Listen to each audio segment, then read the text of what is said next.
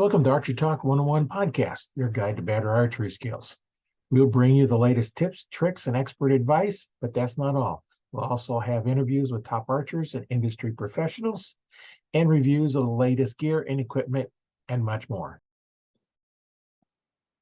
Yeah, it just came through. Yeah. So archers, you want to connect to advance?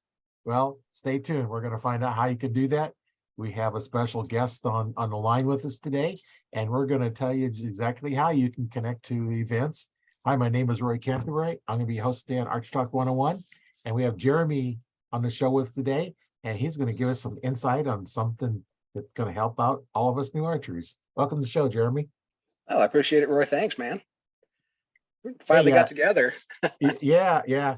Every podcast is different and fun, and one of the things that I like to let my listeners know is besides just the Archery Talk 101 podcast, we also have Archery Talk 101 Facebook group, and join that group. You're not going to be sold anything to it, so it's all about content, providing information. So if you have a problem with your form, upload a video. We'll take a look at it. We have instructors who've been instructing for decades, and bow techs have been working on bows for decades, and anywhere from the brand new archer to the professional, semi-professional, and Olympic archers are in the group, and all kinds of levels. So make sure you get in that group. I'll leave a link in the description to the group, but it's just look for Archery Talk 101 on Facebook. So Jeremy, tell us a little something about yourself. Give us a little short introduction to you. Oh, well, originally I'm from Nebraska, currently live in Wisconsin. And when I found out about archery, I fell in love with archery and have done a lot of different facets in archery in my career, I guess you'd call it. And so just something about the sport. I think a lot of us connect with that. It doesn't matter what level you're at in archery, you're going to enjoy it, or should enjoy it anyway. So that's me kind of in a nutshell, I guess. Archery is what I love, and that's kind of what drives me for doing what I'm doing. So what made you pick up the bow for the first time? My best friend, actually, he's really big into the outdoor sports, and he kind of showed me it was another way to be able to enjoy some time outdoors or out in the field. And I got to go on a couple of hunts before I even really had a bow, I think. And man, I just really loved the challenge of what archery is to me, and it's got so many different facets. You don't just have to go out and hunt or just shoot foam or just shoot paper. You can do anything in archery, man. It's a great sport. So. Yeah, there's a lot of things. The last podcast was most about bow fishing and fishing, and that was actually two podcasts. The last one was we talked about trapper and the stuff you learn as a trapper, pass it on. So if you want to learn something, every one of these podcasts, I learned something out of them, and that's what's so fun is that there's just so many different options, and so many people have such a different take on something, or they learn a little tip or technique that they're willing to share. And that's kind of what I like about archery is I get to see a lot of those little different tips and techniques of I've always heard archery being as the most individualistic sport out there. What you like to shoot or what you like to use is going to be something completely different to what I like to shoot or what I like to use. But there's those little tips and techniques that's just going to make me a better archer at the end, or a better fisher or a better trapper. It's a pretty neat sport. So yeah, and it doesn't matter what your physical ability is. You could be a great big weightlifter or somebody that just little skinny thing, and or even kids. You can all shoot a bow. And there's a bow out there for anybody can shoot a bow. There are people out there with only one arm and out there with no arms, and they're shooting compounds. Yeah. And the first time I seen a one-arm archer, he was carrying a bow and had the quiver on it, had one arm. Then I noticed a little bite tab on there that they bite up and draw it back, and then some that they'll have a little mechanical release they can release. And I actually met the one-arm archer, Matt Stutzman. Oh, okay. And he is born with no arms, and he shoots a compound bow. That's amazing. Amazing. I'd seen a video of him shooting in the Olympics, and when I got the meeting, Nebraska has an outdoor expo every year up at Ponca State Park, and I went up there and volunteered to help out in, of course, the archery area. Awesome. And I met him up there, and I talked to him for a while. He, pretty interesting guy to talk to, and when you don't have any arms and you still shoot a bow, so there's no reason why you can't. Yeah, that's 100%. I got to participate in an event at HHA USA. The owner of HHA Sites, Chris Ham, super great dude. He hosts some events up here in Wisconsin, and I got to one of those events, and you network a lot at an archery shoot. I got to meet a gentleman that shot with one arm, and so I got to participate, in the first round with him, and he had that bite tab, and it was pretty. It was inspiring, but pretty impressive too, that he loves this sport or loves this so much that he's not letting an arm or not having an arm stop him from enjoying the sport. It was impressive. It was really, really neat. So it's kind of eye-opening. Nothing stopped him from any of the shots. He tagged him out where we were tagging him and just had a great time with it. Super good dude. Yeah. Super good dude. And we find that a lot in archery, that majority of the people, there's going to be the few that are the overly BHs. Serious. Yeah. Yeah.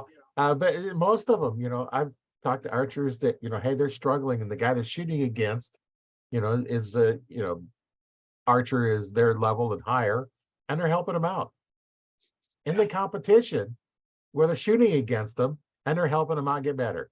Yeah. That's the thing that a lot of archers will do. And then of course you'll have a few that they're going to do everything you can to mess you up, but you don't find very many of those. And you can tell who those are because nobody's hanging around them when they're not shooting. Yeah, they stick really, really tight inside their own little circles. But most people, you can get thrown in a group of 4 people that you don't have any familiarity with, and by the time you're 3 or 4 targets into it, you're jibber jabbering and networking and meeting people and sharing stories and laughing and having a good time. It's quite a sport. It really is quite a sport. Yeah, and well, that's one of the reasons I like the podcast, because would we have ever met or talked in person, because you're a couple states away. Yeah, right. And now I know somebody all over the world, and when with just all you need, the requirements to be on the podcast is internet connection and install the Zoom app, and we start talking archery. Yeah. Yep. And about 10 minutes of guidance. Yeah. there's a lot that you had to help me with, but we got there.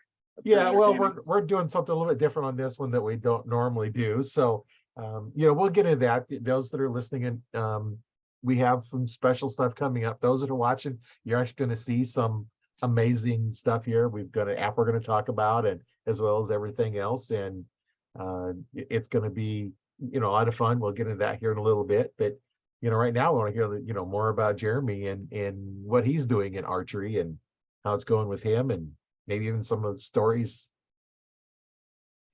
Yeah.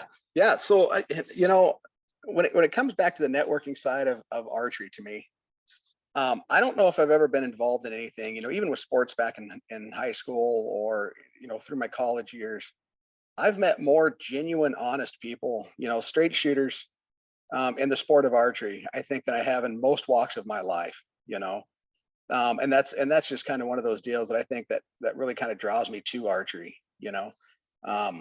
There's a lot of things, and and archery's gotten me through a lot. Through HHA is one of those companies too. They help a lot with the military and law enforcement and first responders, and they really reach out toward that military demographic, to help people, because they recognize what archery can do for folks who are having tough times in their life. Right. And that's something that really draws me toward it. Archery is one of those things that I have to overcome. My shot, I have to break it clean.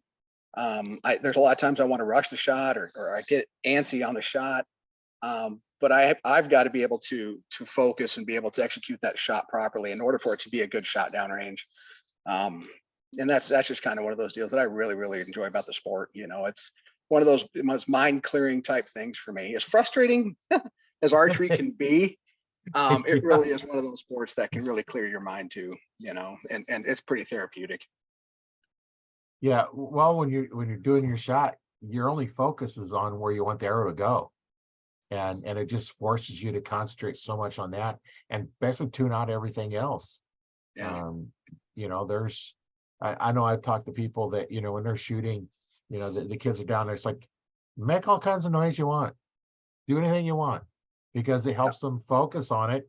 And that way, if you get in a big event, last thing you want to do is, shooting it, in small ranges or by yourself and be completely quiet. And then all of a sudden you get into an event and there's all this noise background, Yeah. and then now you can't concentrate. But if you're used to it, it's like, yeah, no big deal. That's quiet compared to my normal environment. Yeah, right, right. I learned that. I've got a son. He's 21 years old now. He doesn't hang around me and talk as much as he used to, as far as when I'm shooting my bow. But if you can get past those distractions of your kid playing behind you with something like that, or those people talking, and you want to be involved in that conversation, then you've done something. If you can shut that out and be able Yeah. to still execute a clean shot. Yeah. It's just all a matter of, just, where your focus is. Archery is it's a big mental game. Oh, huge, huge mental game. And it's so weird. I run a small pro shop, and I get the pleasure of being able to expose a lot of people to the sport of archery, or I get to see them grow in the sport of archery. Whether it's through just equipment or education in that sport, and a lot of it has to do with the psychology of the shot. Um, Right. if you get a shooter and they don't have faith or trust or confidence in an arrow or a release or a sight or something, that overloads them for whatever reason, and they cannot execute cleanly because they're thinking about why they can't hit the X as opposed to just hitting the X. And it's Right. just such a weird perception to me. I mean, I'm guilty of it too, but I get to see it more, from an external stance. That this whatever, and the release to me is a big thing. If the release isn't the right release, or if it isn't the right something, then the shot isn't going to be the best shot for them as possible. Um, which honestly, the release plays some, sure, but it isn't the overall execution of the shot. Consistency is your biggest thing. Right. It's interesting, the psychology of executing that proper shot. Well, and on one of the podcasts we talked, the one guy was telling the story about the guy was just as a joke, just kind of messing around and leaned way back to do his shot. And he was hitting. He was shooting really good. So now that's why he shoots, just in a weird position, and he's nailing it. Just one of the things, just did it kind of, goof off, and like, oh man, that worked. And it's not, nobody ever teaches that form. Yeah. No, But you don't see a it lot of that. it worked for him, and it started off as basically just a joke, Wow. goofing around. And for Yeah, him it worked, for nobody else it's probably going to work. did you watch the Vegas event this year at all? Chris Schaff won it, men's open. I watched parts of them. Okay, so he has kind of a leaning back stance to it too. Not the typical, vertical upright, chest Right. out, shoot proud kind of execution, but he kind of has this lean back form to it. And obviously he won it, so he knows what he's doing, but to me, that's indicative to you can get good at whatever form or format that you adapt. It takes practice and repetitiveness, and then you have to try those things to make sure it's going to work, because you can't just say, hey, I'm going to shoot it like this and just make it the best I can, because maybe it's actually Right. hurting you more than helping you. But Right.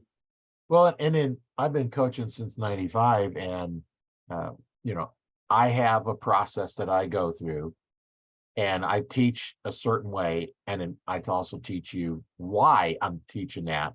And I just, well, don't say, well, do yeah, this because this is why you want to do it that way. And now once I've done that, now then we look at, is this working for you? Try it. If not, then we're going to tweak it a little bit. There's a few things that I don't like to do too yeah, far off, because it just makes it a whole lot harder in the long run. for But real. you have to adapt.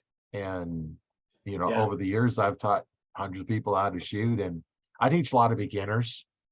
because, working at, my own shop and in Vasper and Cabela's, you get mostly beginners in there, Yeah. getting their first bow. So we're going to teach them. And when I had my store, my thought was, you buy a bow, I'm going to give you shooting instruction because I want you to be able to shoot good. Right. There's a lot to it. If they don't hit the X or enjoy it within a short period of time after getting their bow, or practicing or trying it for the first time ever, I think that we have a high potentiality of losing that person, from the sport of Right. archery, because it doesn't click. It doesn't give them those endorphins. It isn't as fun as their friends made it sound, So I'm a big advocate. And the first few sessions is, let's make it safe so we're not hitting the forearm, and that we have proper grip, so we're not going to lose the bow. We're not going to send an arrow into the back 40. But then, it's about having fun after that. And once they fall in love with it, and once they really connect with the sport of archery, that they can do this, then after that, it's going to be they're willing to go through the struggles of enjoying the sport of archery, and the struggles of, Right. the right arrows, a different bow, a different this, a different that, trying this, different type of shooting, not just 3D, not just paper, not just hunting, So I think they have to fall in love with the sport first, and I've known that for a long time. But I heard that I want to say his name is George Reyes. He's a big coach. He's got some really good YouTube videos out there. But he mentioned that on that YouTube video that the youth have to fall in love with the sport first before, or if they hit any adverse or negative or any resistance, they're not gonna want to continue on with the sport because they don't love it, in that fashion. So I'm a big advocate, proponent of making it fun and making it something that they're going to want to come back tomorrow and try again. Yeah, it's not all about, okay, here's your form. You got to do this. You got to practice. You're going to shoot the same targets every time. Right. And, it's like, okay, after a while, it gets boring shooting 5 spots or the 3 spot or single spot or whatever you're doing. And there are so many different types of targets. For real. You can play darts. It's a great big, 2-foot square dartboard that you shoot at with your bow. There's tic-tac-toe ones, which is it's fun to play because you get 5 arrows. You got to get 3 in a row.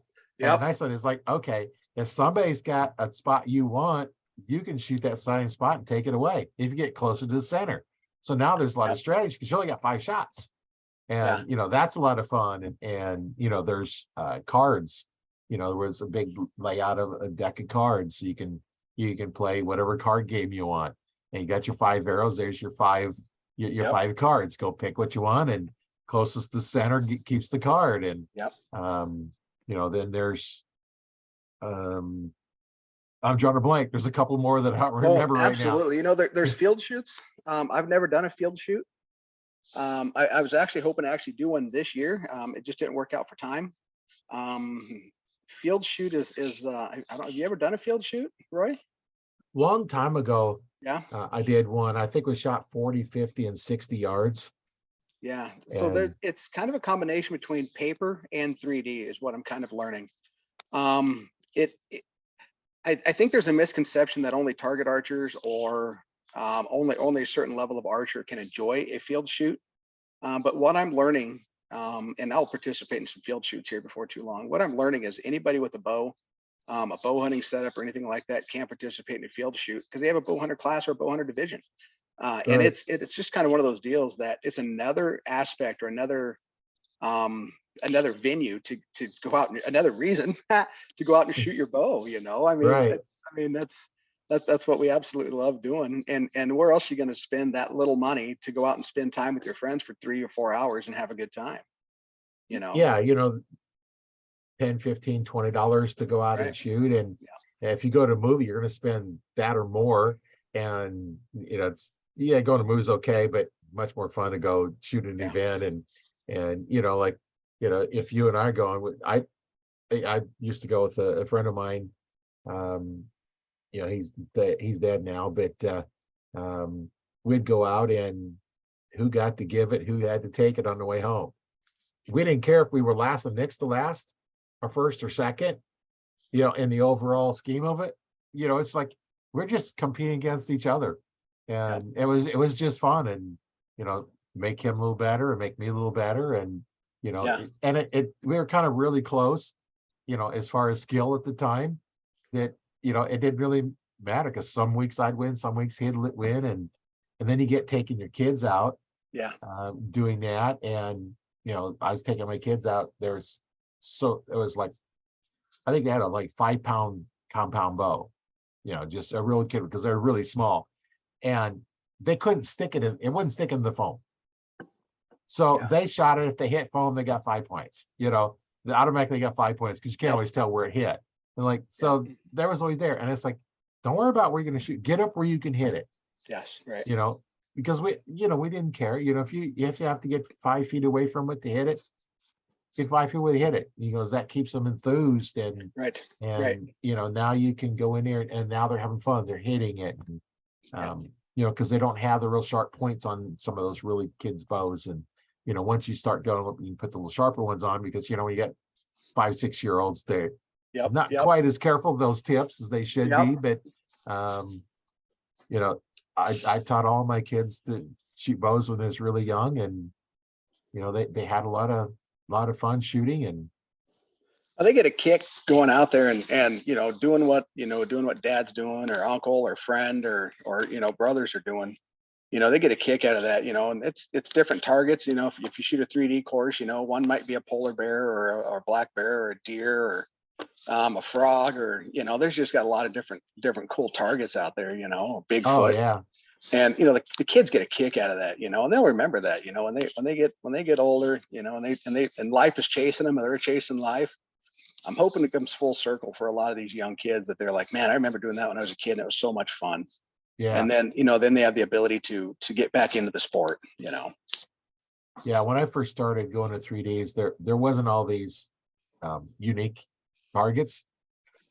You've got your bear and your pig and your boar, your pig, your bear, your deer, and a few other ones like that. And so they added all the other little critters and animals, and imaginary animals. They got some cool stuff out there. Yeah, dinosaurs. Yeah. And, all kinds of stuff. Have you ever participated in an R100 shoot at all? No, I haven't. So r100.org is the website, and they have them all over the place. It's like, I want to say there's might be 15 shoots this year. They're on the app.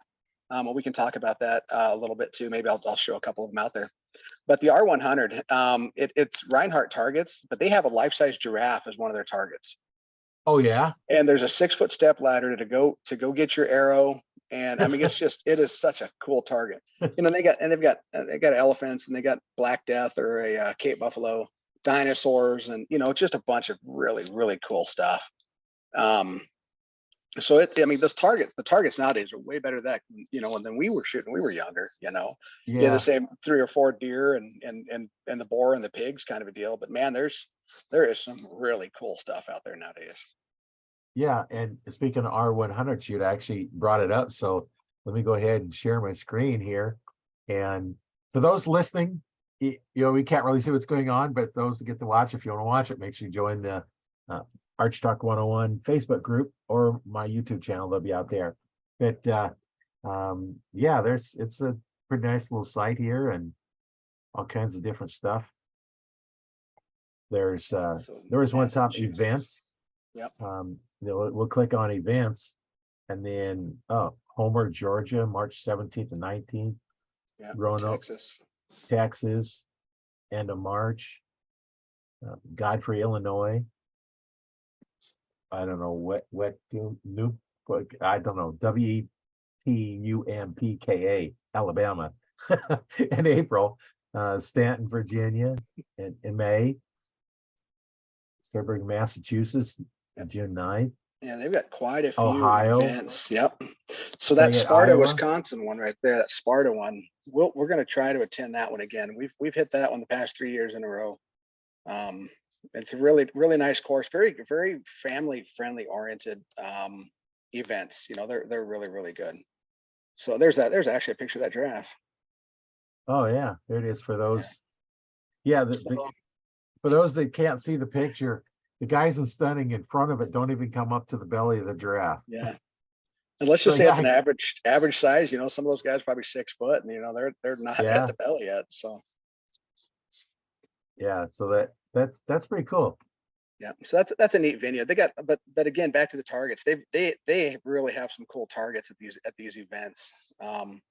And they do a really good job of the flow. So you're not standing there waiting for, you know, for a long time, you know, to get a shot off and then whatnot. So, plus they have a lot of specialty or novelty shoots too. So, Yeah. but that HHA USA mission right there, that's definitely one that I'd like to visit about at some point. HHA, I'm a big advocate of these events right here. HHA USA. What Chris Ham is doing, working with veterans and law enforcement. That's really where his passion is. You know, archery is a big passion of his, obviously, because he runs HHA sites. Right. But recently, the past few years, he's really come on with this HHA USA events.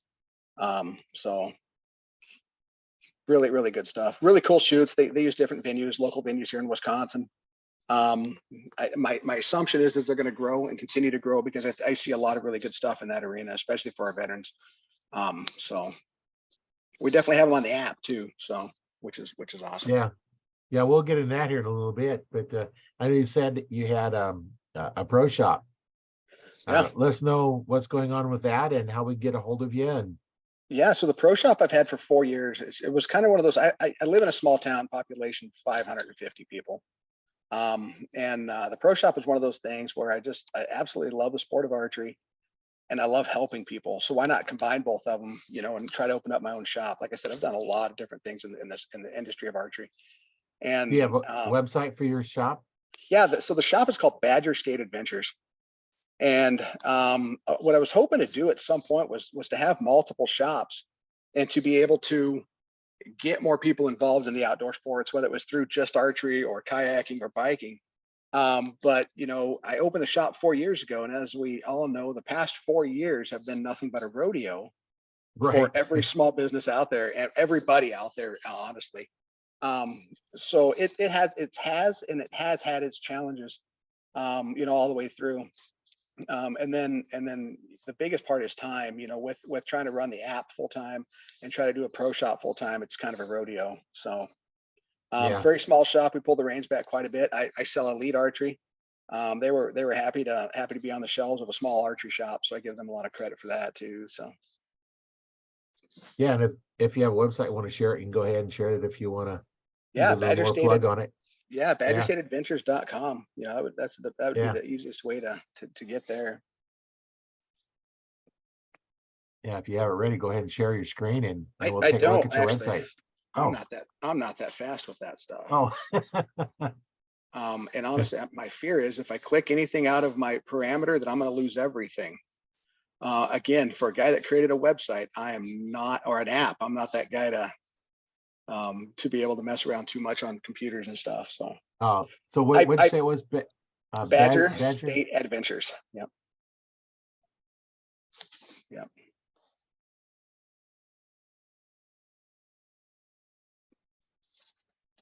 If I can bring it up here, if I can, there we go. Archery State Adventures. Let me go ahead and share my screen. Because you have your screen, your screen is set up to share something else a bit later. Yes, correct. So, yeah. Okay, yeah, there we go. Yep, yep. Make sure it was the right one. So that picture is actually me in Wyoming quite a few years ago. Oh yeah. Yeah, I was getting ready. That bull had to come in another 20 yards and he'd have been in trouble. But he just sat out there and circled looking for his cows. He was a good bull. I mean, I don't know if he'd quite go 320, but he was a pretty good bull. What a great time. I mean, I remember that hunt now, looking at that picture. My best friend took that picture from me and whatnot. So we're just out of your range, huh? Just out of my effective range. And I'm not that guy to be chucking carbon out there for no reason. So yeah. I'm an okay shot, but I'm not that guy. So he's probably out there getting bigger for somebody else. Yeah. Well, let's go down here. You've got equipment, archery, hunt, camping. Yeah. So that picture, that center hunt, that picture there, that was actually with my best friend and his cousin, a good buddy of mine, Alex. And that was in a Montana bighorn sheep hunt. Oh, They drew a tag, and I just went to help spot and tried doing some videography work, and just enjoyed hanging out with some guys out hunting. So yeah, that was it just a can be, really cool picture. yeah, it can be fun, if you're not the shooter, to Yeah. get in there and help them out, to help them get theirs. And Yeah. Oh, it's something special about, if you are successful, and there's, I mean, everybody who's ever hunted knows that if you're successful, it's just a highlight, icing on the cake type deal. But honestly, the adventure and being out there, that's what we go for, you know. being outdoors, and Yeah. it's got a little fishing gear in Yeah. there as well. Yeah. Yeah. That far left picture, the guy with the muskie, that's a Oh buddy of mine yeah, that owns muskie operations up here in Wisconsin. He guides for muskies, and I got to go fishing with him a few times, and I've caught a couple on his expertise, and his passion for muskies is my passion for archery.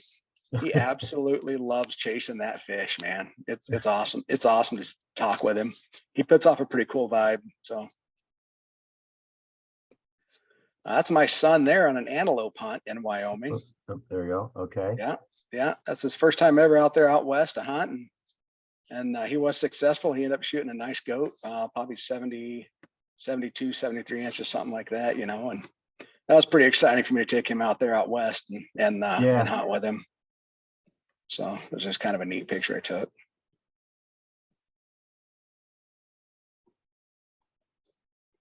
Yeah, pretty cool stuff. I haven't yeah. actually been on this for a little while.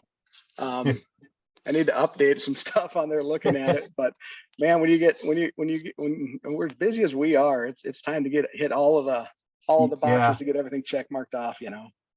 I know I've got a couple of websites that I do, but I don't have time to spend too much time on them. I have archtalk11.com, and we putting the podcast out there. It's like, oh man, it's been a while. I was like, Yep. I had like episode 40 something was out there, so I had to get all caught up.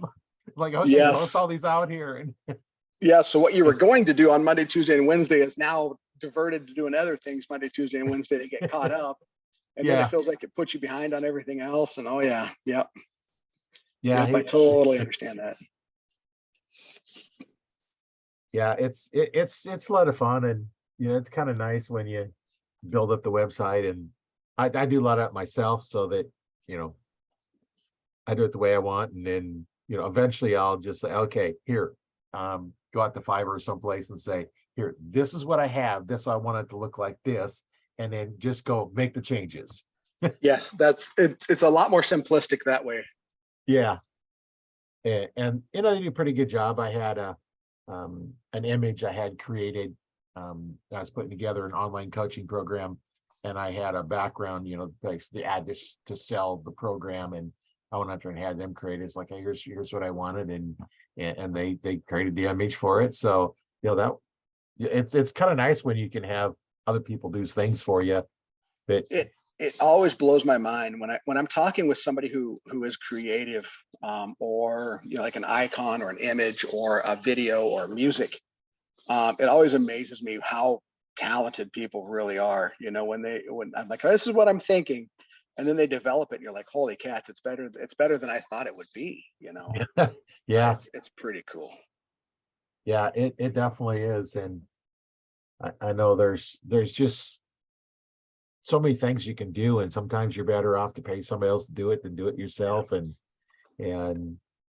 if you have more money than time, then you pay somebody to do it. If more time than money, then you're stuck doing more of it Yeah. yourself. And Well, I've got to tell you, with creating an app, and I know nothing about coding, or website building or any of that stuff. But I love the idea of what I had, and the folks that I visited with on you pitch the idea to see if there's any sort of validity to it, right? right. Um, and I hired a young guy that I knew to start coding, and he got it to a certain point. It wasn't very far into the overall what the app is, but I got to see some images, and I got to see some stuff, some functionality, and I was like, gosh, that's a pretty good idea. Still, I really like it. I think it's got a shot. I know it can help the archery industry. And before COVID, the archery industry needed a lot of help. There were just not the numbers weren't there for people participating. Sales were down, and it was, in areas that I know of anyway. Of course, it's it's Right. subjective everywhere you're at, but I got to see a little bit of what the app was. And he ended up getting so busy that he couldn't devote or dedicate time to the app. So we had a divestiture. We separated, and then I'm like, gosh, I really like this idea. And the more time I talk with friends, and they're like, yeah, just go for it. So the whole money over time thing, even if I had the time, it's such a big build. There's so much to Right. an app. And so I started trying to quantify a lot of these companies and try to find some place to work and help me out with the very limited budget that I have. Because when you tell your wife you want to spend X amount of dollars, and then she goes, well, how much do you think it's going to make? And I don't know. It's really hard to have her on board with that. You know what I mean? So we end up but we end up working with a company out of Minnesota. And they transferred down to Florida and stuff, but they have a team, located all over the world, people that I get to talk with. But I talked to them, and archery is one of those sports, and an app is one of those sports where if you are not from an outdoor background or archery background or any of that, it's really hard to explain, because there's no connectivity sometimes to what I'm trying to explain, or what I'm trying to bring across, or paint that picture, kind of a deal. So there's some disconnects periodically, but honestly, with Zoom calls or with Skype or with technology nowadays, you could just jump right on a conversation right there and just talk about it, and then within a few weeks or so, you have that idea being built. So it's really awesome, in that arena. Technology blows my mind, man. It really does. I mean, it's freaking awesome. I mean, look at what we're doing. I mean, we're jibber jabbering right now. You're in Nebraska and I'm in Wisconsin, and I mean, it's just like we're sitting next to each other, like we've done this before in the past. It's awesome. Yeah, and it doesn't matter as long as you have an internet connection. I've had people on the podcast from South Africa, Serbia, That's amazing. Belgium, and just all over the world. And That's so cool. the only requirement is either you speak English or we can translate to English. Yeah. So Sure. now with like the Google Translate, we could even do one where they type it in, and I translate it and I repeat it, and then I can translate it back into whatever their language is, and post it, and ask questions, and That's it'd awesome. be a little bit more of a little more of a challenge, but Yeah. hey, it's doable. Doable. Absolutely Yeah, doable. Yeah. so if you can't speak English very well, we don't care. Yeah. We'll find somebody that can. Yep. Yep. Or Yeah. we'll translate it. Yeah. Translating. It's pretty cool. It's neat. Yeah, And especially like in the world of apps and stuff, we're starting to see or I'm starting to see, but maybe probably because I pay more attention to it now, but seeing more apps come out, for the archery industry. Archery is kind of one of those sports that it seems like, even though with all the cool technology and the bows, it seems like it takes a little bit of time for archery to kind of really get going with certain technology and stuff. right. I mean, that's why. I mean, honestly, we're looking at advertising, our first like real major advertising push in a magazine. And then we'll start focusing into online, influencers and stuff. But we're gonna go first with pro shops and clubs, and that magazine or hard print is still a viable source for marketing and archery. Right. So Yeah. yeah. Especially you get in those that are focused towards archers. Yep. You're going to be there, probably advertising in one that, focuses on other aspects of what's going on. Probably not the place to go, but, Right. Like in life or something like that, just when it popped in my head, Yeah. probably not going to do very good in that one, because how many archers are watching it or Correct. reading it, Correct. Right. Like true, at the end of the day, demographic for archery. Yeah. Yeah. We're actually Right. looking at right now. It's inside archery is what we're looking at doing, and like I said, it's more geared toward pro shops and clubs, and Yeah. just people we've been visiting with for a while now. So, but yeah, hard print advertising, that's what we're looking at doing. So, Well, it's crazy. I think now's the time. It's like, I think you have access to actually showing us the app. on the podcast. So All right. I know we set up beforehand, so as long as it still works, Yeah. we're gonna Okay, have a folks. treat here. Yeah, bear with us, okay? Yeah, Jerry's going to share his screen of his phone, the app We're that's gonna try. installed on it. I installed it on my phone and signed up. So he's just going to go over and we'll try and tell you what's going on so that those that are listening, you might have to download it. And so he's brought up his screen and it's actually pretty good. It says Toxon at top, Archery connected. Did it come And up? then, yeah, it's up. I can see it. You're on profile and subscription. So go ahead and talk about your app and take us through it. Okay, so well, I guess I'll start at the beginning. So Toxin was created to try to get guys like me and Roy and hopefully you guys that are listening, the ability to find and locate archery events more easily and consistently. I see on Facebook all the time, there are people asking, are there any events here or any events there? There are groups, but we all know that Facebook and other social media platforms don't do the archery industry any favors. You can have 1,000 likes and, they post something and only 2 or 3 people, will like it and only a handful of people are seeing it. So I kind of lean toward creating a community or an environment that a club can post their events in, and more importantly, the end user can go and see and find all that information. So that's where Toxin kind of stemmed from or came from was I want to know where my events are and I want to go there. So this is the homepage that we have on the app itself. It is free to download, guys, and it's also free for pro shops and clubs to be on. Like I said, I'm just trying to connect the dots between shooters and shoots or events. So we'll try to do the Reader's Digest version here. So profile, that's pretty self-explanatory. It's just going to be what you set up. You can add stuff about, bows and arrows if you want to add that in there. My subscriptions is a relatively new feature that we just added. So when I click this, it's going to bring up all of these different clubs or pro shops. And we can scroll through here. So we're just going to go back to the top. I'm going to subscribe to that event. After I subscribe to that event, now if they have any sort of push notification or anything, I will get notified on that. Because I'm in Wisconsin, I don't need to know what's going on in Michigan or Ohio or something. So you can subscribe to any event or venue that you want. So also from this screen, view events and what they have coming up. Start time, stop time, all the information is right there for you. So we'll get into a couple other features here. And I don't want to go too crazy on my features by any means, guys.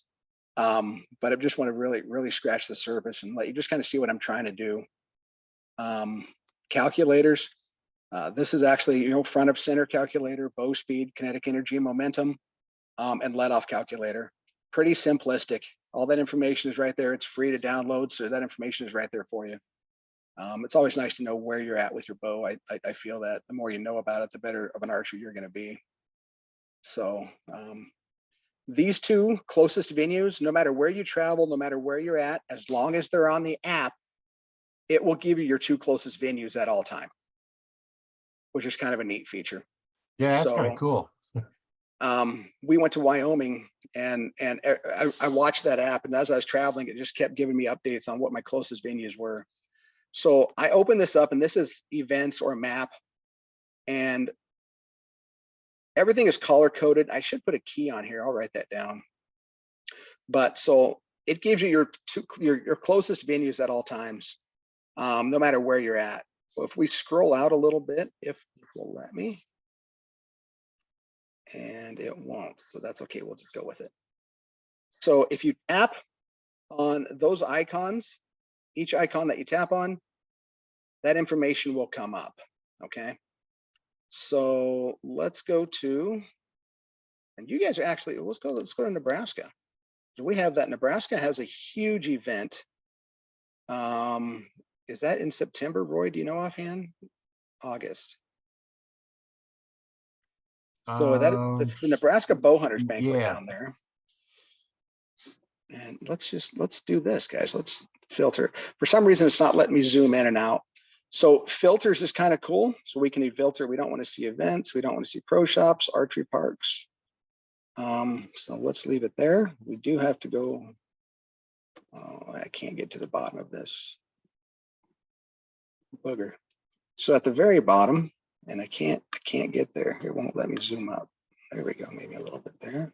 Oh, I lost my screen. What did I do right? Yeah, looks like your calendar. It says, Yeah. with the Archery Talk podcast here. All right, so let's try. There we go. We're sorry, guys, that little technical difficulties. Yeah, well, so, like I say, if you have more than 2 parts in electronics, you're bound to failure. Okay, so now we're just seeing. There it is. We're just seeing what I filtered out. So Nebraska Bowhunters Association, if I tap that again, they actually have I gotta zoom in. A little different than the app, a lot easier on the app. Yeah. So if we click that name, it comes up with a description of what the event is. This is really cool. We can get driving directions right to that event from the app. So if you know there's an event coming up, you don't know how to get there, if you click driving directions, it tells you exactly how to do that. So we can start and go from there. So the app is really, really user friendly in the terms of trying to get us, the end user, to that venue. I'm waiting for that to disappear. It's kind of nice that it'll bring up Google Maps. So you don't have to just copy the address and paste it in Google Maps, and just takes you right there. Correct. I got all sorts of stuff popping up. And then you can subscribe from there. Also, a link to the website. So if there's any information on the website that you guys want to get into, it's a link right there from the app. So provides contact information, events coming up. So there's a lot of features to it that's really going to help the end user out as far as being able to find an event. So Chippewa Bowhunters, all of their information here. I don't know if they have any events left this year, but let's check. Okay, here we go. So they do have two events, see all 2 dates. Start time, stop time, which is important because you don't know if you missed it or not. So that's good information right there. Yeah. So we'll go back to the home page here, or try to. Those events. Oh, go ahead. Now with this, is this just events in the United States, or do you have Canada and other countries? Or? Yeah. So currently it is just the United States. So if I go back to the map, it'll kind of give you an idea of what we have going on. So I was talking with folks from Canada and trying to get some of their venues on, but at the time, Canada was actually getting shut down when I was jibber jabbering with them, and they weren't sure if they were going to be able to even get together to shoot their bows, which sucks. Yeah. So I have not revisited any of those. I don't know where Canada sits right now as far as restrictions. So I didn't want to push my luck there, to visit with those. So you can see we're East Coast, West Coast right now, down in Texas. So the color code, I'll just break this down. All of these orange with the little blue or the little orange shooters, stick guys, those are all clubs. That is a club. That's a place to go and shoot your bow. The blue is an event. It's different from a club because it's typically a larger event. These specifically are MAF events, or Mountain Archery Fest. A lot like a TAC event or a Western Hunt Fest. Really, really cool big events. The red shopping cart is a pro shop. So if you're traveling, and these are the only pro shops that I have signed up so far in the app. If you're traveling, let's say you're going to Michigan bear hunting or something like that. We'll zoom out a little bit, get back into this. And you're going to be up in this area, and let's say you have a bow issue, you need a bow tech, something bad happened. You can actually get into this, tap that icon. So you're closest to St. Croix Outdoors, pro shop with indoor and outdoor ranges, start time, stop time, link to the website. You can find all the information there. It's just super fast to be able to find it. So that's kind of what I'm really trying to get done with Toxon, is connect archery to archers. Purple, the little tree, that's actually a archery park. It's a free place to go and shoot your bow. This one actually is, I believe, in Menominee or Bryce Lake, Wisconsin, right? You can get driving directions right there to it. A little bit of information if there's a check-in or a sign-in that, you know, whatever that information there is for the end user. So just a lot of really neat ways to connect archery to archers. So Yeah.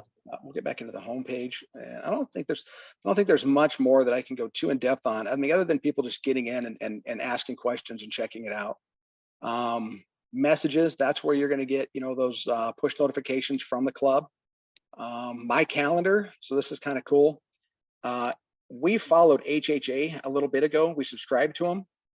When we log into my calendar, and this is a brand new update, so it will get better as I grow the app, but you can see the highlights. Those are an event. There's something going on there. So we can click on that and it brings up what event that is. It's an HHA USA event, mission 26. It looks like I need to add my mileage and stuff to this, but so that's kind of a neat feature there, as far as you can subscribe, and then every week, every month, you can go in and go, okay, there's an event on the 18th, man. Let's go shoot our bows, Roy. HHA 27 has an event. You don't have to try to find it on Facebook or try to find it someplace else. It's all going to be right there on the app. Once we get the app growing and get more folks involved, you know, once they realize the simplicity and the easiness of it. So my calendar, my community, that will actually be replaced with a new feature we have coming. I'm not going to bring that feature up just yet because it's still very early in its progress. So, and of course we have some stuff for advertising here. This is Black Eagle Arrows. I'm a big fan of them. All advertising is done by me because I don't want, you know, like when I'm on an app sometimes and everything's are flashing in my face, or they just irritate me. Also, I don't want stuff like, I don't want pantyhose advertisements on my archery app. So, you know, like from Right. everybody else. So, you know, that kind of a deal. But if there's something across there that you're interested in, you can tap that. It takes you right to the website. So, just a lot of really, really cool ways to connect archery. So, but at its core, we're really just trying to let people know where there's a place to shoot. Because most of the time when I'm talking with folks, it's, oh, I forgot they had a shoot last weekend, or I didn't get there, or something, or I didn't know about it was the biggest one when I visit with people. So let's figure out a way to let people know about it. We can share the screens. We can share it to Facebook. We can share it to text or Facebook Messenger. You know, there's just a lot of ways to be able to connect. So it's a simplistic app that I think is going to really, once it grows and clubs and pro shops see the benefits of what this thing will do for them, I think it's going to be an easier way to connect the dots between shooters and shoots. So Yeah, it looks like it's got a lot of information in it now, and I can just see it growing to be, you know, the app to have if you're trying to find anything. And I'm hoping the information is always there. So there's a lot of times that I'll be like, man, I saw something come across Facebook a while ago. It was a shoot I wanted to go to with a buddy of mine. Couldn't remember the name of the venue or much about it, but I knew it was in a certain area. Then you have that ability to even go in and filter, you know, a lot of, you know, filter by dates, distance. I mean, so you can really knock it out to where you can find your next event. If you're not a 3D shooter and you just want to shoot paper, you know, Vegas or 3D, oh, I'm sorry, paper or Vegas or 5-spot, then you can filter all that out. And if that's posted, how they set it up, it filters everything out. Now you know where all of your paper shoots are. Same thing with 3D, you know. If you just want to shoot 3D, you can toggle that and go there. Again, it's just simplistic. I want to reset because of all that information. But we have quite a bit. So I get this question often, Roy, about why don't I just add all these events or all these clubs or all this stuff out there? And the biggest reason I don't just add a bunch of clubs is the club has the most information the fastest. So if I post an event on here that I see on Facebook, or it comes across my desk, somebody sends me, and they have a cancellation for whatever reason, due to weather or something, I don't have that information. Right. People from the club or club members or somebody associated or affiliated with that venue or event will have that information, and they're going to be able to update that app a lot faster than me. And the last thing I would want to do is have somebody come in that there's no event there, because I want the information to be Yeah. there. And then the other thing is I try my hardest to validate each venue as an actual venue. The last thing I want is someone creating a come shoot in my backyard type deal. That's not a valid venue. For it, I just don't want any weird things happening. So I try to validate at least it's at least a club or a pro shop, some sort of venue. So. There's that Bowhunter Jamboree. Actually, that's what you guys have for Nebraska out there. Yeah. August 3rd through the 6th. You can add it to your phone's calendar and set up reminders and stuff that way. Again, click get directions, share it. Just a really neat features to be able to get people involved in the sport of archery. Yeah, I can see this is going to be invaluable for somebody that wants to find an event. You're going somewhere and I'm going to a different state or something. It was like, okay, where's some shoots? I'm going to take my bow. I want to do some shooting. Where can I go? And right. And we set everything up. When we set everything up, we require the latitude and longitude, because if you've ever tried typing in an address sometimes in a Google Maps and and it sends you not the right direction. Yeah. So everything that we try to do is very, very specific and very to the point. All the information, and as long as the club or pro shop or the event puts that information in here, you're going to find it. Start times, stop times. You can only shoot Saturday. You can figure out Saturday. Well, that's the 23rd. Oh, okay. It opens up at 7, so we can get there at 7 and shoot, et cetera, et cetera. So.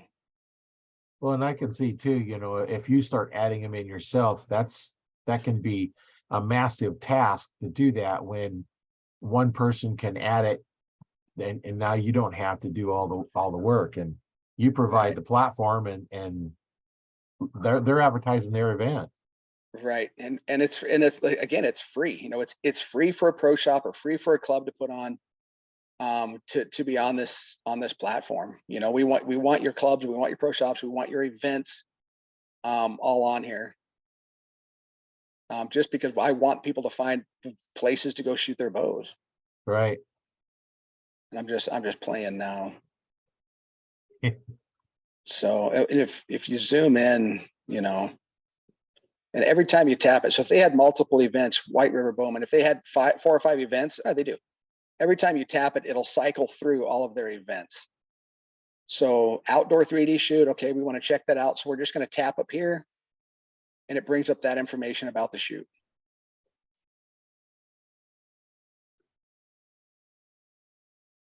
And that would need to give prices for members and non-members. Yep. Again, it always takes you back to your original location, because it's based off of your GPS, and you can have that turned off if you want to have it turned off. I'm not in this to get your information. I'm not in this to buy a yacht. I'm in this to connect the sport of archery, and if this thing pays me back and we break even, we won. So that's honestly how I feel about it. And so right now, the only way that I monetize this, and that's a question that I get quite a bit, is through advertising. So we're hoping to be able to grow the platform and let the advertisers help grow the platform, as far as features and whatnot, for everybody. And if you guys have suggestions out there, I'm inside the box so far. It's hard for me to get away from it sometimes. If you guys go, man, I think this feature or that idea is so much better, let us know. I mean, I'm trying to build this for everybody in the archery community. And it's very, I'm very, very narrow focused in a lot of times. But if you have advice, or if you guys know of an event or something out there, send me their contact information. Send them my contact information. Let's connect the dots. So let's just grow an archery app that is just designed to let people know where events are.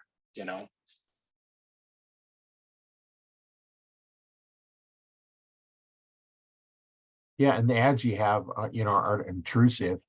I remember back, many years ago, that you had so many pop-ups. You get this pop-up, you might have 20 screens popped up, and I got to try and close all those, and you close those, more pop up, and or you go to a lot of these sites, and they're constantly popping stuff up, just scrolling down. Now that pops up this advertisement, and you scroll down Right. further, this one pops up, and yours is just, if you want to look at that, you click on it. You have to click on it to go to that site.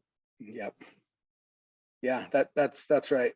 I didn't want to boggle anything down with, with pop-ups or with advertising or with flashing or with any sort of other distractions on there. I'm not out selling this to, 500 different people all trying to get their little spots on my screen. That's already Right. small enough.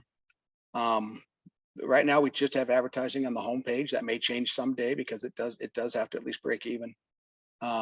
But that's what we're looking at doing. It is very, I try to make it very simplistic, very easy. I'm over 40. I'm actually looking at 45 this year. So I wanted to, that's right.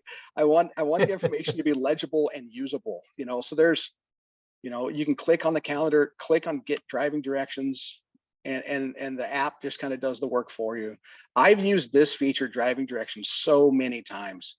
Um, to get me where I need to go, as opposed to trying to type a name in, type an address in, um, and do it that way. It's just so much easier for me to use this app. Yeah, and until you could have a button that's just, a link to, your sponsors. And then there you could have a whole list of these people that's supporting, and then with the affiliate links, you click Yeah, on it, and then you make a little money, and they get, deals, yeah, and you know it's I kind of run the archery group the same way. It's like, we don't advertise in the group, but the group will get this information. They want information, they could say, hey, I want to know more. um so, but I can see this as maybe a link we might put in there, because it's got such information for archers to go get stuff. And well, and when you're a club, let's say you're in Nebraska and there's, it's pretty sparse out there, as some of you guys know. If your yeah. club is having an event, and let's say you're out here in this region, there's Shattering Alliance, Scottsbluff area. um, if you're out there in this region, put a pin drop of where your club is. You'll be surprised where people will travel to actually go shoot their bows. Oh yeah. If you're putting an event together and something's going on out there, don't leave it to just the paperwork that you hung up down at the grocery store or at the local archery shop for the same 15, 20 people to see. Get some other shooters, grow your club. The only way they're going to find that is by outlets like this, or other areas that you're going to be able to do some different marketing in.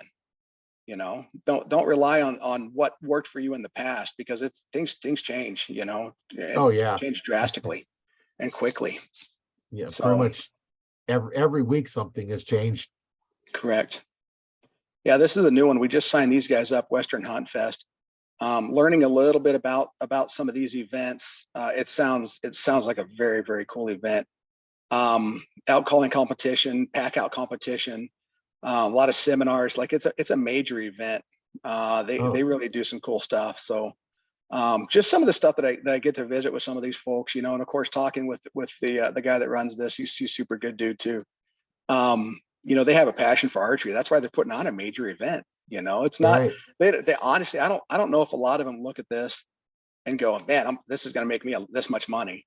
They go, this area would be awesome for a 3D course or an event, and they put a lot of time, effort, work into it. Yeah, it is about making money, because it's a business just the same as anything else. But Right. at the same time, they have a passion for the sport of archery too. And I can say that for everybody that I've talked with on this app, you really get a good vibe from them about what they're trying to do. Everything from Mountain Archery Fest to Beast Mode Archery, the Nebraska Bow Hunters Association. They put on a huge event, multiple day event. Right. It doesn't cost much to go shoot your bow for multiple days. They've got camping available, and oh man, there's just a lot to it, and I think that more people can learn about where these events are. They're going to get out there and get it to these events. So Yeah, no, Pretty there's a lot of cool. places that, you know, I think, would be good for them to get on here, get some more people going in there and just get them advertised. And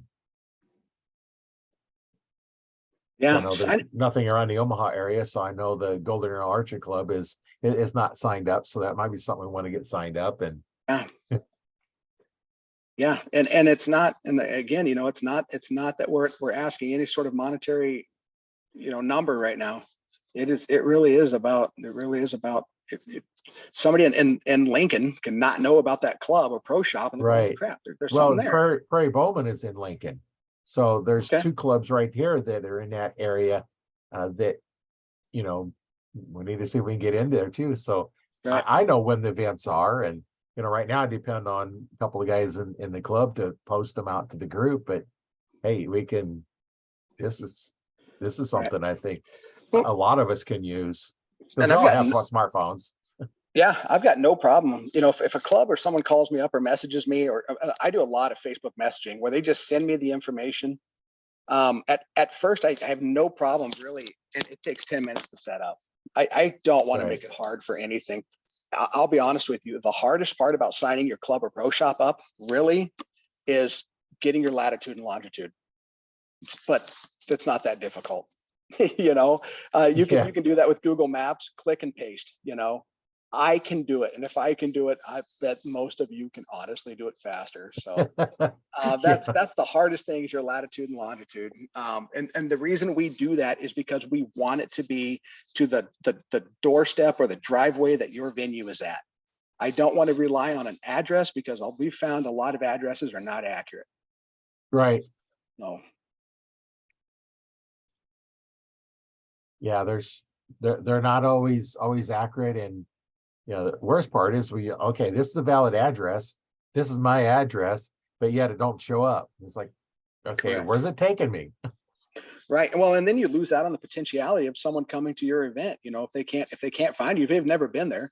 Let's say those clubs in Lincoln and Omaha, and somebody is traveling through. Periodically I go through there. I got family in Lincoln, friends in Omaha, and if I'm just coming through on a hunt and I want to stop in, I'm like, man, I need to get this checked out on my bow. How would I ever know there's anything in there? Well, and to get to Prairie Bowman art range, you go on a road between two houses. You go down a residential area. You turn on this road between these two houses and go down there where their range is. Wow. So you would not know that I got to turn between this house and this house. Right. Yeah, I would not know that. Yeah. And Golden Arrow, where their range is not where their indoor range is. The outdoor range is at Cunningham Lake, and they maintain it, and they have shoots out there. But where their indoor is a completely different location. So if you look up Golden Arrow, you're going to go there, but maybe the range, they're at the outdoor range for an outdoor event. And you go to where the indoor one is, and it looks like it's a bunch of Quonset huts. Yeah. Is part of an old military base. And, so if you don't have the right address, you can't just say, okay, I want to go to Golden Arrow, and it pops it up and you find the right Golden Arrow, because there's lots of Golden Arrows. Correct. And then it's like, well, wait a minute, this says it's 500 miles away. No, Omaha is only 50. Why is it taking me? Yeah, and this way it pops up, now you know exactly where it's at, and they can send you directly where it's at. Right. Well, you can click on that driving directions. So if Minnehaha Archers is what you're looking for, or one of those venues, Golden Arrow that you were talking about, and you find, and it has a pin drop right there. Oh, yep, that's the one I'm looking for. Okay, click. Here we go. Let's drive there. So I mean, it's right there. I mean, it's only 5 hours for me, but you're right. There's a ton of Golden Archers out there, and if you have the wrong one, or if you type the wrong one in, or if you're not 100% sure, that could create for a long morning or a long afternoon for you. Yeah, when it's taking you north and you're supposed to go south, and then you drive 50 miles north, and it's like, no, it's 50 miles now you got 200 miles to just go 50. Yep. but that's what it is. That's kind of the app in a nutshell, you know. And like I said, there's other things that, there's other features and benefits and stuff that we can Right. dive into deeper, if you wanted to. I really like the calendar feature. If you follow 4, 5, 6 clubs and you're looking at what's going on this coming up weekend, I don't even know what this weekend is, June 19th. So there's nothing that I have on mind, but I've only followed that one club for now. Right. So So as you have more time, clubs, yep, pick the clubs in the area that you would drive to. yep, yep, Like for me here, it'd probably, Golden Arrow and Prairie Bowman, because well, for me, they're the same distance pretty much to either one. sure, So it's because I'm in between both of them. And there's other events too. There's smaller clubs, yes, right, around some of the other towns, Blair has a club, and there's several clubs, and yep. they get in, it's like, okay, when are they having a shoot? Maybe I'd like to go up there, and I don't know when they're doing anything, or even open shoots or something. What is their schedule for non-members to go in? And Right. So when you look at that process, you know that these I don't know, 3, 4, 5 clubs that you're looking at. It looks like we have connect issues. You have these clubs, they're familiar to you. Trying to connect. I don't know what you're seeing on your screen, but I have a disconnect. yeah, I'm seeing what you're seeing, trying to connect. So I'll stop share here, just so that's not up. But I mean, so that really is the standard operating procedure in a way, is your 4 or 5 clubs that you're going to frequent, but you don't know 100% know when their events are. A lot of clubs that I've noticed, they fail quite a bit at marketing, their venues or their events.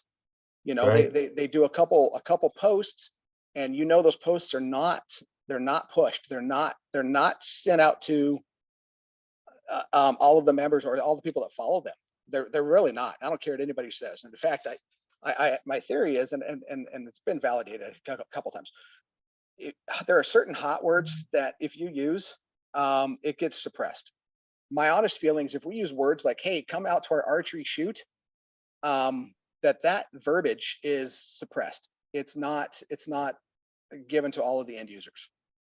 Yeah, because you have the word shoot. Correct. So we have now cut our already not, we'll just use, for the sake of our terminology or conversation here, 100 people. If you post it out there, if you have 100 people following you, you're not getting out to 100 people. That information is not getting there because it's suppressed, because they zip over the top of it. They're not looking for it at that time. So really, you have such a low probability, and I'm not even sure it's 20% success rate of getting that information in front of the end user at that right time for them to participate in your event. Right. So let's create an environment that allows them to find, when they're thinking about it, hey, right now, Roy, what are you doing this weekend? Let's go shoot our bows. Where can we go shoot? Well, I thought Nebraska bow hunters had something going on. Now we can look without having to try to go to their website, without having to try to go to their Facebook and trying to find the information that might not be there. If they can set all of their events up, most clubs have 2 to 5 events a year. 5 is quite a bit for a club, but we'll say 2 to 5 events. They can set it up in January when they have their dates set for throughout the year. Right. Now their whole year is done. They don't have to come back to the app unless there's an update. But the end user at all times have the higher potentiality or probability of finding that information now, because it's only a handful of clicks away for them to be able to find that event at that club at that time. Well, like, if I want to go shoot, one of the clubs around here, I go find, what's their website, and then go say, well, what do the events have? Or maybe it's just a phone number, call them. Okay, what do you have? Well, nobody answered because That's right. It's not a full-time business. It's a club. So Correct. You may not answer. And okay, when is this going on? But if I can bring the app and say, oh, okay, they're going this weekend, and then now I can plan to go. And it just seems like it's going to, really help out. And it's kind of nice that, everything is free. You're getting paid from affiliate links. Yep. When you send business, and there's a lot of places that do affiliate links. I've been doing, I started looking into that, doing that, a couple of years ago, and I was doing that for a while, and now I kind of more focused to the Archery podcast and creating YouTube channels, and then my other one is underwriting multifamily deals. But I kind of got away from doing the affiliate marketing because it takes a lot of my time, and Yeah. And this doing podcasts are way more fun. Yeah. Yeah. It's weird. You know, like you and I, we've talked a little bit in, Facebook Messenger, but we've never really visited with each other ever before. Right. But through the podcast and through the passion of archery, we can connect at a different level and be able just to talk like we've known each other for a few years now, Yeah. Yeah. So Yeah. It's nice to be able to do that. And it's nice that you don't have everything real small on the app because, you said you have, what, 45-year-old eyes? yeah. Yeah. So glasses are new for me. I just this is my first year wearing them. I struggle with them. I don't take them with me when I need to go out to eat with my wife and try to read a menu. I'm telling you, they're a whole new thing for me. I honestly started wearing them when I was teching bows. I would notice that tying knots, or if I were cutting a knot off a string, to replace a peep sight or anything, that's an area I really want to see when I have a sharp object next to a tightly wound string. So I just had my wife just grab me a couple, to try them, and I'll be danged if I put a pair on and I'm like, oh, well, that's not good. So I just, you just start just getting older, man. That's just the way it is. So Yeah. Well, and having 68-year-old eyes, it's a little bit more. And I have my regular glasses that I wear that are bifocals, and then I have these I wear when on a computer because these are set for here. And then at the bottom, there's the reading part.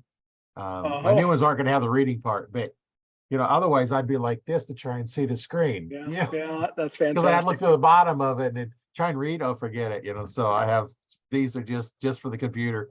I can see okay Yep. without them.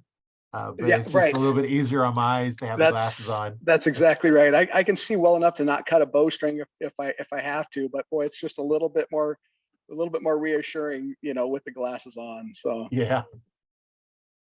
Yeah, it's I had, therefore when I had my store, I had contacts and I had to have separate reading glasses because I could not see anything up close because they when they set it for like 2015 vision, so I could see road signs before I get to them. Then I can't see anything. You can't take contacts out real easy. You got to put your fingers in your eyes, and I'm not doing that throughout the day. Yeah. I would have a hard time, I think, with contacts. I think I have this thing. I don't like things in my face, and I would have a hard time, I think, with that. Yeah, and We're I not there yet. originally got them for a different reason. I was doing martial arts, and when you're doing that, because we do grappling and stuff, I'm almost taking my glasses off and throw them in the corner because last you want to do is get them all crunched up, and Sure. so I went through the struggle of getting used to wearing them just so that I could go to my class and not have to worry about glasses. And Right. Then I started wearing them more, and of course now I don't wear them at all. But it didn't take me long to learn this little feature here. I'll show you the whole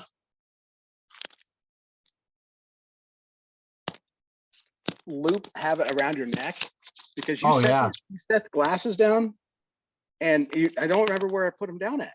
Never. So I spend just as much time looking for my glasses as I do looking for my phone. And of course, with glasses, you need to be able to see a little bit better because you're looking for your glasses.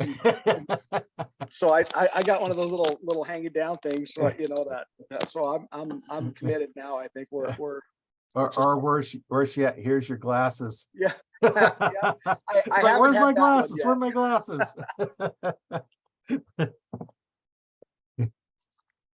I haven't had that one yet, but we're not far from it, man.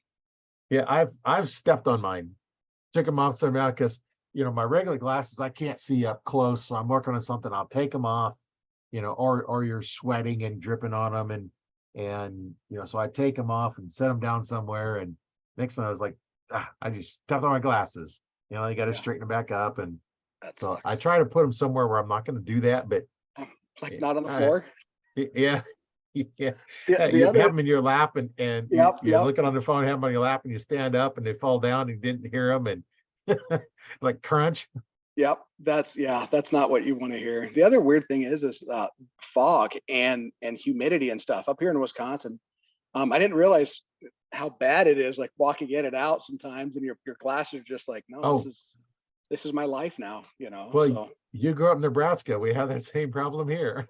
Yeah. But I mean, like in Wisconsin, it gets cold in Nebraska. It really does. Wisconsin just seems angry all winter long. Like it's so much cold and so much snow, and my wife really struggles. She wears glasses, and like it's all the time. Her glasses are just fogged up from going in and out and whatnot, and so I'm not 100% there yet as far as wearing them all the time, but we're not far from it.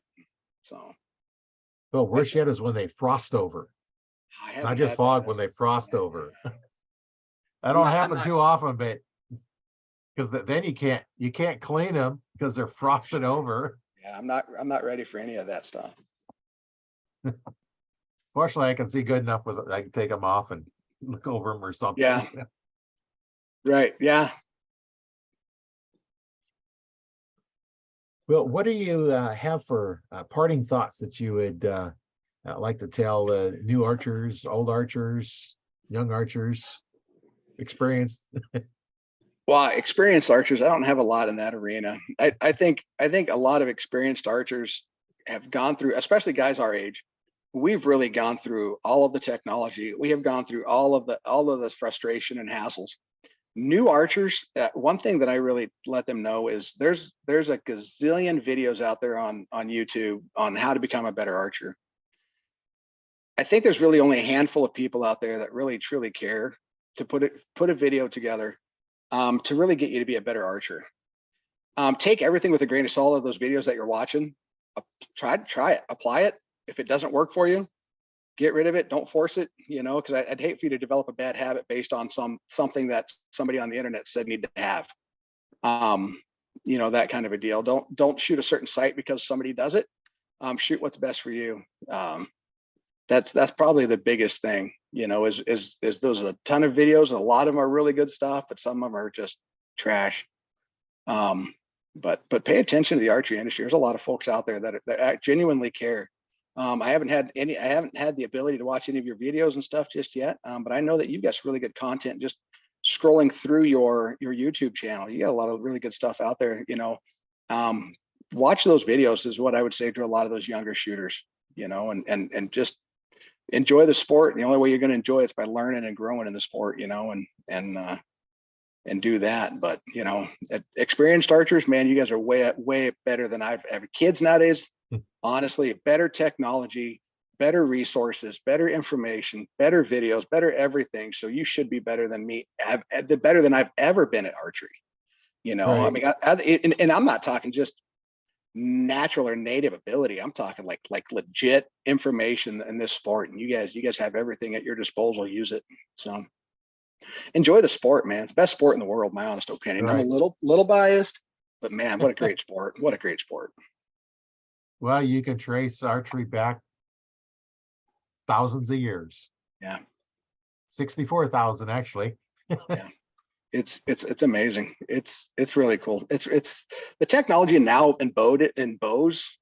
Every year I'm like, well, what can they do better? What can they do better? What can they do better? And then they come out with something. I'm like, yeah, that's a lot better. That's pretty sweet. So that really excites me, man. I struggled, Roy, growing up in the sport of archery. I didn't have anything at my disposal as far as helping out, man. Baptism by fire.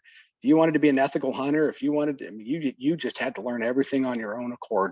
Right. There was no resources. You'd go to a magazine article and see what they had to say about a technique or a tip or something, that kind of a deal. But yeah, and I started out even earlier than you did. I started Sure. out in the 60s Sure. when your option was recurve or longbow, Right. wood or fiberglass. Yeah. Arrows are wood or wood. Yeah. Which type of wood arrows do you want? And it Right. wasn't until the 70s when compounds come out. Yeah. And look what we've done now from those old bows Right. from the 70s to now. Right. Just a handful of years, really, in the scheme of things, that the technology in archery is fairly young. Right. So it's pretty cool that where it's at right now, and hopefully that we as archers preserve it well enough, to have the ability to do this in the future, and that's something I do think we need to be cognizant of. Some of the rules and regulations and restrictions that they're coming on against hunters and whatnot, and understand that we're all on the same team and we all want the same stuff, and that's the ability to go shoot our bows. So Well, and one thing I say about archery, when you learn archery, okay, let's say, crap hits the fan, and you have to go get food for you and your family, and you want to take a firearm out and let everybody know where you're at, or Right. take a blow out and nobody knows where you're at. Right. And a nice, firearm, you have only X amount of ammo. Once that's Right. gone, you have a club. Right. Nice thing about archery is you can recover your arrow, resharpen your broadhead, unless you break it, or worse yet, you learn how to make stone broadheads. Right. I've watched a few of those, and those can be really sharp. Yeah. Those can be really sharp. And how do you make a bow? Take a stick and a string and fling another stick. And yeah, fling another stick. Yeah, that's Really, what I call it is. archery. Yeah. And I posted that one time, archery is a stick with a string flinging another stick. Prove me wrong. Nobody said anything. No, at the end of the day, when you look at it, it's where it started, and it quite possibly could be the way it ends. If it, Yeah. I probably won't be around that long by any means, but No. so I had a brother. He got me a self bow made for me out of Osage orange out of Oklahoma, and Osage orange is a type of wood, and I'm a vertical compound guy through and through. I'm very process oriented, very very methodical in my shot process. And he got me this self bow as a gift, and it's so beyond anything in my brain to comprehend. No sights, no execution, no. It was just so new for me to shoot, and man, I really enjoyed shooting it. I actually went to a couple 3D events with that self bow. Didn't lose any arrows, so I call that a win. Yeah. Didn't hit a lot of targets, so that was kind of a loss, but I really enjoyed that style of shooting, that simplistic shooting a stick kind of a deal. So if you ever have a chance to try it, it's fun. All aspects of archery to me are just a kick in the pants. They're a good time. So And some people start off with the recurves, go to compounds, go back to recurves. yeah, absolutely. It's just how you started, and what you're looking for. And that's one of the first things I ask, somebody looking to get their first bow. It's like, what do you want to do with it? What do you want to just shoot for fun? Do you want to, you start getting into competitions? You want to just go, what do you want to do? Do you want to hunt with it? Because that helps me decide, what type of bow. If they want to choose for fun, you know what? Recurve is easiest way to go. Right. Now, sometimes they're not any cheaper than compounds. I've seen some of the recurves, you get a compound for $500-600, recurves that's $500-600. Yeah. So it's cheaper, but hey, there's really not much to go wrong. Right. Ease of use and getting into it, it's hard to beat that. Yeah. So and you can start off however you want to do it. And the next question is, let's see if you're right, left eye dominant. So I know whether to put you in a right or left-handed bow. And it's real difficult if you're right-handed but left eye dominant to try and shoot right-handed. I was just going to bring that up. If you're lucky, you're left eye dominant and right hand dominant. Those are the fun ones. Yeah, I had a friend of mine. It's like he could hit nothing, and I noticed one day he's using his left eye to shoot. It's like, oh, we need to get you left-hand. So got a left-hand bow. You know what? Shooting great after that. Worked out. Before then, it was struggling. Yep. And you can easily be, if you're using your non-dominant eye, be off at 20 yards by 3-4 feet. Right. Yeah, it's amazing. I had that because I see two sets of pins, and my left eye is always dimmer than my right eye. My right eye is the clear eye, and over the years, your mind, I just ignore. I don't even notice the other pins. Well, I drew back on this deer, put that pin right where it's supposed to go, and it's like end up hitting it in the artery in the hip, and like, what's going on here? I know that pin was just clear as could be, right on that kill zone where I wanted that arrow to go. So I go down to the range, and I normally close my left eye when I'm practicing because I'm working about developing the skills and stuff. So I nailed the 5 spot. I was shooting it, and I just nailed it, no problem. Next arrow, I shot at the upper right hand spot, both eyes open. I missed the target to the left. I completely missed the target. I'm off by that far at 20 yards. It's like, Right. what's going on? So then I'm Yep. supposed, oh, my right eye is blurry. My mind says, ignore the blurry pins and pick up the bright pins. That's right. Yep. That's 100% right. Right. Your brain is automatically doing all of that for you without you even realizing or understanding that's what's going on. So Yeah. with my eyesight going bad, or not going bad, so with my eyesight being the way it is, I've learned that I had to. I got a hat clip, to help disrupt that left eye. Right. But I have found that putting a shield on my sight housing has been better to still allow me to shoot with my both eyes open, but it just disrupts the left eye a little bit from taking over that shot. Right. So that's just what I've learned now. In a hunting scenario, I haven't had that yet, but um it's coming, because when you draw back and you put a disruption in the front of your dominant eye, your brain is automatically taking over and going, okay, what's what we're going to do. Right. So Well, and I discovered something a little bit different on mine, because I always wear a baseball cap when I'm hunting, with the vest or the sweatshirt on, if it gets really cold, or the hood or whatever. And I turn my head, the hood doesn't move, but my head does. So now with the hood sitting here, I turn my head, it blocks my left eye. So now I can only see with the right eye. So now I don't have to worry about finding at which pin, because otherwise I was going through one of those, blinking my left eye and making sure I'm on the right pins. Yep. I see a lot of shooters will do that, squint that left eye and get that left eye there and whatnot. And if you're young, it probably isn't going to be that much of an issue or that big of a deal. But when you are, when you're starting to get some issues with your eyes, then your brain will just take over. It's just the way it is, Right.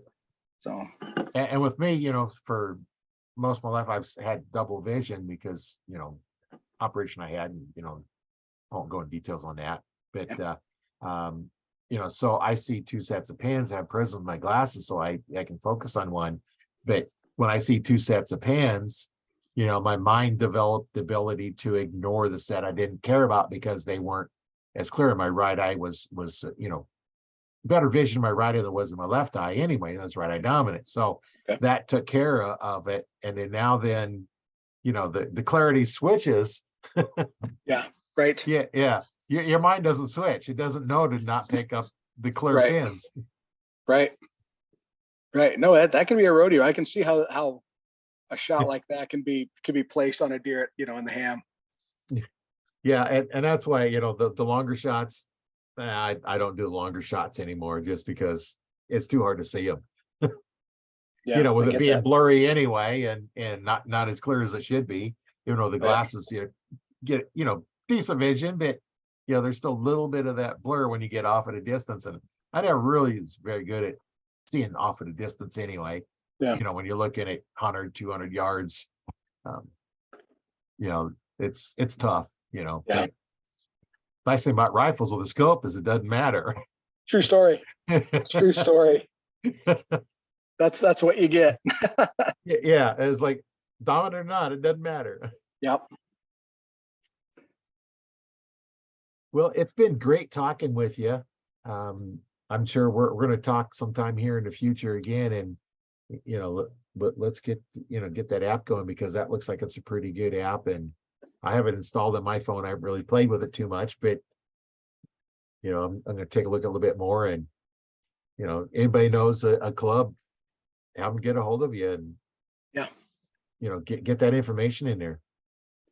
Yeah, absolutely. I mean, that's definitely way you can help your club is letting them know about us, or letting us know about them. And I've got no problems reaching out and talking with folks.